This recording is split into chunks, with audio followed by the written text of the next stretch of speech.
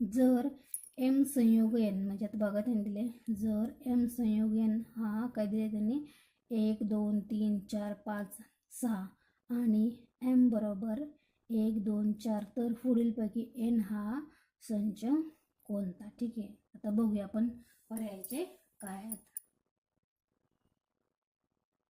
ठीक आहे, आता हे त्याचे काय आहेत? पर्याय आहेत, बरोबर. आता एम संच काय ह्या ठिकाणी मी इथं वरती लिहिलं म्हणजे आपल्याला उत्तरामध्ये लिहिताना बरं पडेल. ठीक आहे, आता एम संच दे. आता आपल्याला फाइंड आउट काय करायचे? आपल्याला फाइंड आउट करायचे ठीक आहे. ओके, आता मी या ठिकाणी एम युनियन एन हे सुद्धा लिहिते म्हणजे आपल्याला कळेल लगेच. एम संयोग एन. ठीक आहे, काय दिलं बघा त्यांनी? एम संयोग एन दिला त्यांनी 1 2 3 ठीक आहे 4 5 6.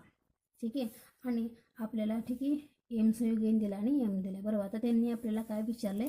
आता आपल्याला त्यांनी एन विचारलेला आहे. ठीक आहे, म्हणजे आपल्याला एन बरोबर काढायचं आहे. ठीक आहे, आता एममध्ये काय आहे?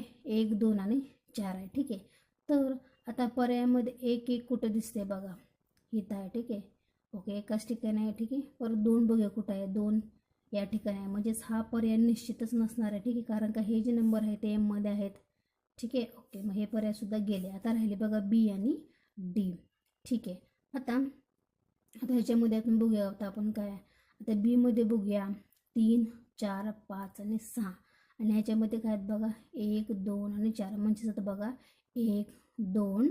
ठीक आहे, 1 2 1 2 3 4. ठीक आहे, 4 5 आणि 6, म्हणजे हा पर्याय होऊ शकतो. ठीक आहे, आणि डीमध्ये बघूया आता काय. डीमध्ये दिले बघा 4 5 6. ठीक आहे, डीमध्ये दिले त्यांनी 4 5 6, म्हणजेच आता या ठिकाणी बघा हे दोन्हीही काय आहेत बघा? सेपरेट आहेत. म्हणजेच बघा जसं की 1 2 4, 1 2 हा 4 आहे आणि हा काय आहे बघा? तर या ठिकाणी तर यामध्ये बघा यम संयोग एन मध्ये 3 आहे. ठीक आहे, ओके, आणि डी पर्यायामध्ये 3 दिसतोय का तुम्हाला? तर डी पर्यायामध्ये 3 नाही. ठीक आहे, ओके, मग त्याच्यामुळे निश्चितच हा पर्याय सुद्धा येणार नाही. मग टी आहे 3 कोणत्या ह्याच्यामध्ये आहे? तर 3 आहे, तो पर्याय क्रमांक बी मध्ये आहे. ठीक आहे, मग निश्चितच काय करायचं?